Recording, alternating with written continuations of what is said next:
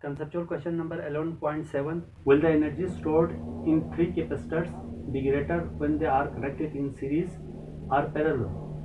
Three capacitors है, उन तीनों कैपेसिटर्स को अगर हम सीरीज में जोड़ेंगे तो एनर्जी ज़्यादा स्टोर होगी, या पैरेलल में जोड़ेंगे तो उनके अंदर एनर्जी स्टोर ज़्यादा होगी. From the relation of energy stored in capacitor. Energy stored in capacitor के जो फार्मूलाज के कई फॉर्म्स है. एनर्जी स्टोर्ड इन कैपेसिटर का एक फॉर्म है E is equal to 1/2 CV².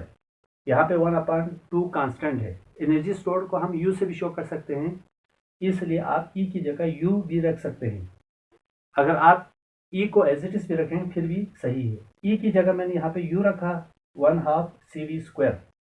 अगर आप इस इक्वेशन 1 पे गौर करें तो 1/2 तो कांस्टेंट है, लेकिन C और V एनर्जी के साथ डायरेक्टली प्रोपोर्शनल है. यहाँ पर जो C का मतलब इक्विवेलेंट कैपेसिटेंस है, और वोल्टेज यहाँ पर हम बात करेंगे इक्विवेलेंट कैपेसिटेंस की, क्योंकि क्वेश्चन के अंदर हमसे ये पूछा है अगर कैपेसिटर को सीरीज में जोड़ेंगे तो एनर्जी ज़्यादा स्टोर होगी या पैरेलल में जोड़ेंगे तो एनर्जी ज़्यादा स्टोर होगी. तो इस हिसाब से हम कैपेसिटर को हम ज़्यादा फोकस करेंगे, फिर हम थोड़ा सा वोल्टेज को भी हम डिस्कस करते हैं. तो कैपेसिटेंस एनर्जी के साथ डायरेक्टली प्रोपोर्शनल है. सीरीज कॉम्बिनेशन के लिए इक्विवेलेंट कैपेसिटेंस का जो फार्मूला है वो हमारे पास ये है. इसको मैंने इक्वेशन 2 कहा है. 1/C equivalent is equal to 1/C1 plus 1/C2 plus 1/C3. और सीरीज कॉम्बिनेशन का जो फिगर है वो ये है हमारे पास. ये 10th क्लास से आप पढ़ते आ रहे हैं. इन कैपेसिटर लगा हुआ है C1 C2 C3. यहाँ पे चार्ज सेम है, वोल्टेज डिफरेंट है. इसका मतलब डिफरेंट कैपेसिटर के अक्रॉस डिफरेंट वोल्टेज ड्रॉप हो रहा है. वोल्टेज कांस्टेंट नहीं है, इसलिए अकॉर्डिंग टू इक्वेशन नंबर 1 अगर वोल्टेज ड्रॉप हो रहा है तो इसका मतलब एनर्जी लूज होगी, इनकी एनर्जी कम स्टोर होगी.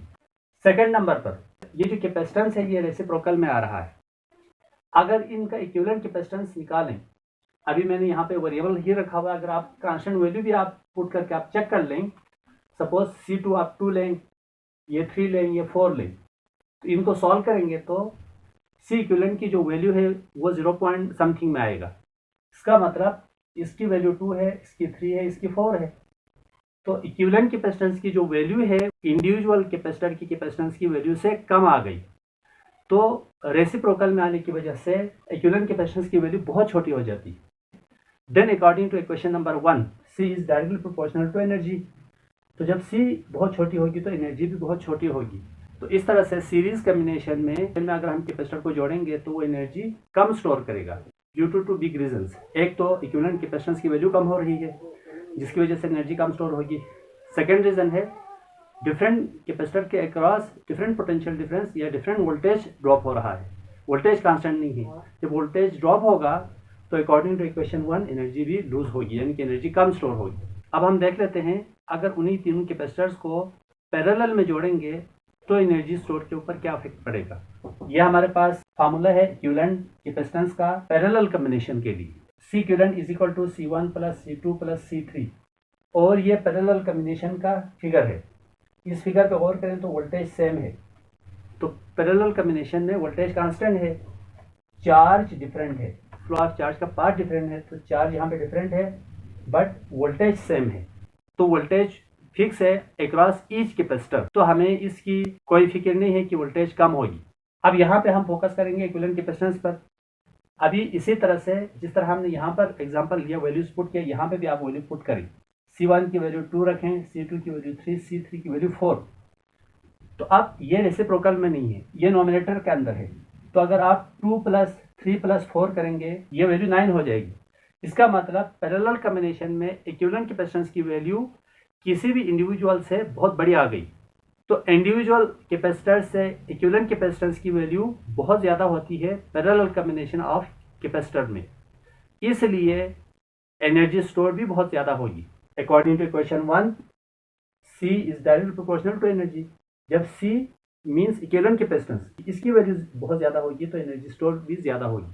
सो हम कह सकते हैं कि 3 कैपेसिटर को पैरेलल में जोड़ेंगे वो ज़्यादा एनर्जी स्टोर करेंगे as compare to capacitor connected in series. अभी मैंने जो इक्वेशन 1 में जो C है उसको मैंने इक्विवेलेंट कैपेसिटेंस कहा. तो इक्विवेलेंट कैपेसिटेंस के मीनिंग से आपने कंफ्यूज नहीं होना है। अगर 3 कैपेसिटर है तो उनका सम इक्विवेलेंट कैपेसिटेंस होगा, अगर 4 है तो 4 का सम होगा, अगर 2 है तो इक्विवेलेंट कैपेसिटेंस का सम इक्विवेलेंट कैपेसिटेंस होगा, अगर 1 हो तो इक्विवेलेंट कैपेसिटेंस उसी के बराबर होगा। Conceptual question number 11.8, can different equipotential lines cross each other? क्या डिफरेंट इक्विपोटेंशियल लाइन है वो आपस में इंटरसेक्ट कर सकती हैं? इसको समझने के लिए हम फर्स्ट ऑफ ऑल हम डायग्राम बनाएंगे। यहाँ पे एक पॉजिटिव चार्ज है, पॉजिटिव चार्ज से इलेक्ट्रिक फील्ड लाइंस बाहर निकल रही है, ऐसे ऐसे ऐसे।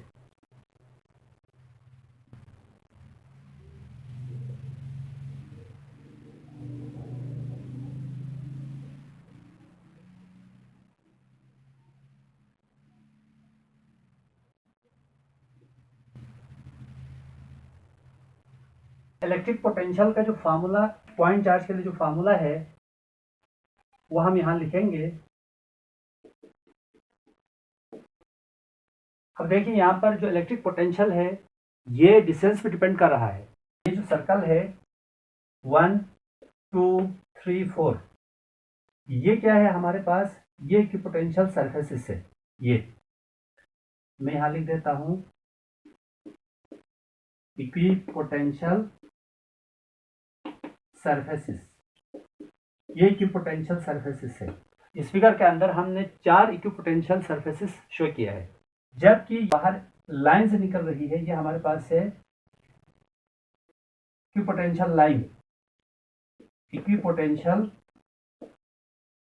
लाइंस, ये इक्विपोटेंशियल लाइंस है। डिस्टेंस के चेंज के साथ इलेक्ट्रिक पोटेंशियल की वैल्यू चेंज होती है इस इक्वेशन के मुताबिक। इसको आप इक्वेशन 1 लिख दें, इसको आप नोट्स के अंदर लिखना है। ये जो इक्विपोटेंशियल लाइंस है ये बेसिकली क्या है? ये इलेक्ट्रिक फील्ड लाइंस है, इलेक्ट्रिक फील्ड लाइंस। दो फील्ड लाइंस कभी इंटरसेक्ट नहीं कर सकती। क्यों? दो फील्ड लाइंस अगर सिंगल पॉइंट पर इंटरसेक्ट करेंगे तो पॉइंट ऑफ इंटरसेक्शन पर इलेक्ट्रिक पोटेंशियल की डिफरेंट वैल्यू होगी, जबकि हम कह चुके हैं जो सिंगल इक्विपोटेंशियल सरफेस की सिंगल वैल्यू होती है। ये जो इक्विपोटेंशियल है और ये इक्विपोटेंशियल है, इन दोनों इक्विपोटेंशियल की वैल्यूज डिफरेंट होती है, लेकिन एक इक्विपोटेंशियल पर सेम वैल्यू होती है, एक वैल्यू होती है। अगर दो इक्विपोटेंशियल लाइंस इंटरसेक्ट करे तो एक पॉइंट पर इलेक्ट्रिक पोटेंशियल की दो वैल्यू होगी, जो कि पॉसिबल नहीं है अकॉर्डिंग टू गिवन कंडीशन। दूसरी बात, ये जो इक्विपोटेंशियल लाइंस है ये हमारे पास क्या है? इलेक्ट्रिक फील्ड लाइंस है। Electric field lines, electric field lines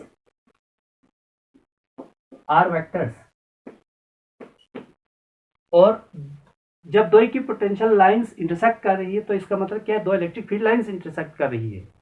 जब दो इलेक्ट्रिक फील्ड लाइंस इंटरसेक्ट करेंगी तो एक पॉइंट पर इलेक्ट्रिक फील्ड की दो डायरेक्शन होगी। आल्सो इलेक्ट्रिक पोटेंशियल की दो वैल्यू होने के साथ साथ इलेक्ट्रिक फील्ड इंटेंसिटी की भी दो डायरेक्शन होगी। तो वेक्टर के केस में हम पढ़ चुके हैं वेक्टर की सिंगल डायरेक्शन होनी चाहिए। अगर एक से ज्यादा डायरेक्शन हो जाए तो वेक्टर के रूल्स के खिलाफ है।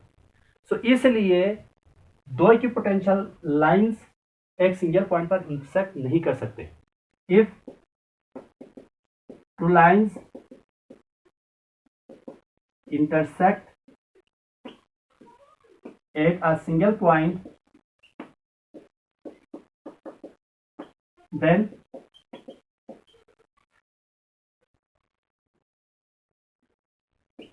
electric field has two values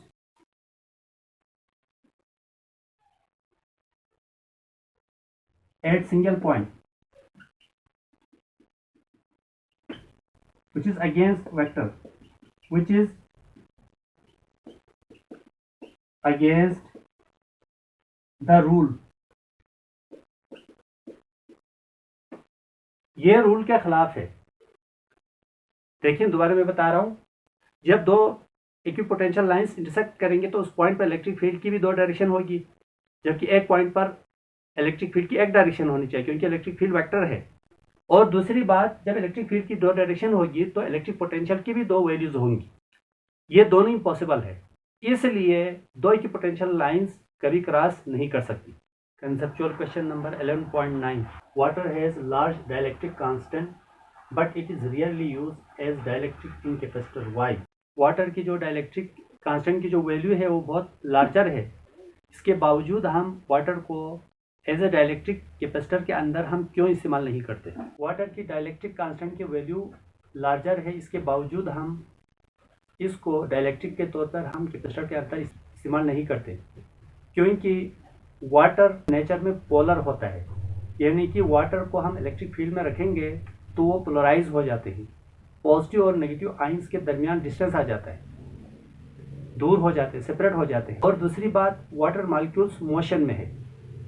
जब वाटर मॉलिक्यूल्स मोशन में है और ये पोलराइज भी हो रहा है इलेक्ट्रिक फील्ड के अंदर, तो क्या होगा, कैपेसिटर के अंदर इलेक्ट्रिक फील्ड को बनने नहीं देता। कैपेसिटर एनर्जी स्टोर कर भी ले तो उसको बार बार वो डिस्चार्ज करता है, क्योंकि सर्टेन वोल्टेज के ऊपर ये जो वाटर मॉलिक्यूल्स है वो मोशन में है, जिसकी वजह से वहाँ से करंट फ्लो हो रहा होता है।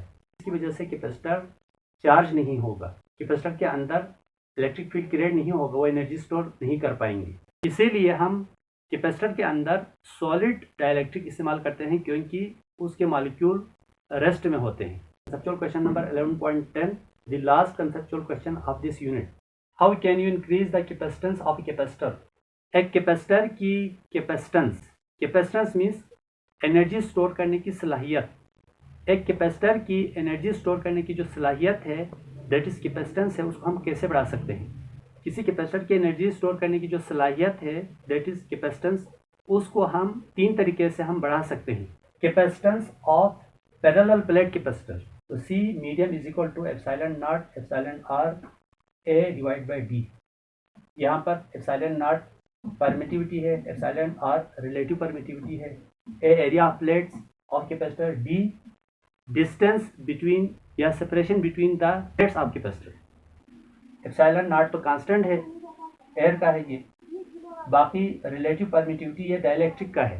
कैपेसिटेंस है वो डाइलेक्ट्रिक पर डिपेंड कर रहा है, डाइलेक्ट्रिक के डायरेक्ट प्रोपोर्शनल है, एरिया ऑफ प्लेट्स के डायरेक्ट प्रोपोर्शनल है और डिस्टेंस के इन्वर्सली प्रोपोर्शनल है। अगर कैपेसिटर की कैपेसिटेंस को हमने बढ़ाना है तो या तो हमें कैपेसिटर के प्लेट्स के एरिया को बढ़ाओ तो कैपेसिटेंस बढ़ेगा, एनर्जी ज़्यादा स्टोर होगी। लार्ज वैल्यू के डाइलेक्ट्रिक को हम इस्तेमाल करें तो क्या होगा, कैपेसिटेंस बढ़ेगा। कैपेसिटर के दोनों प्लेट्स के दरमियान डिस्टेंस को कम करेंगे तो कैपेसिटेंस की वैल्यू बढ़ेगी, क्योंकि capacitance is inversely proportional to distance.